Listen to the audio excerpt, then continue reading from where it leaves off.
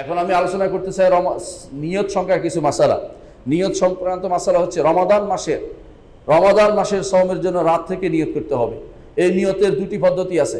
একটি হচ্ছে আপনি প্রতি রাত্রে নিয়ত করবেন, আরেকটি হচ্ছে রমাদান মাসের শুরুতেই নিয়ত করবেন যে আমি সারা মাসটাই সওম পালন করবো। এটাও আপনার জন্য যথেষ্ট হয়ে যায়, কারণ এখানে আর কিছু ঢুকার কোনো সুযোগ নাই, নফল ঢুকার সুযোগ নাই, এই জন্য পুরোটাই সওম হয়ে গেছে, আলহামদুলিল্লাহ নিয়ত হয়ে গেছে।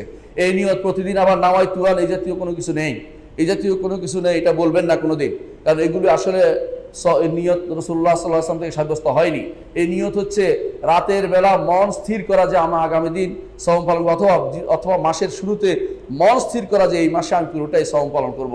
আলহামদুলিল্লাহ এটাই যথেষ্ট, অতিরিক্ত কোনো শব্দ উচ্চারণের জিনিস নয়। কারণ নিয়ত হচ্ছে নিয়ত করা হয়, নিয়ত পড়া হয় না।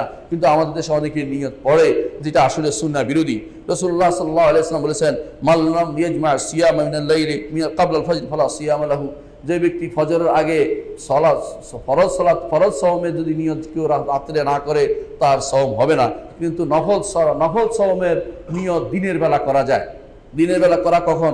যখন ঘুম থেকে উঠে দেখছেন যে আপনার সওম পালন করতে ইচ্ছা হচ্ছে, বাসায় কিছু খাননি, সকাল থেকে ফজরের শবে সাদিকের পর থেকে আপনি বললেন যে কিছু খাবো না, আমি সওম পালন করবো, তখন থেকে নিয়ত আপনার হয়ে যাবে, তখন থেকে আপনি সওম পালন করতে পারবেন।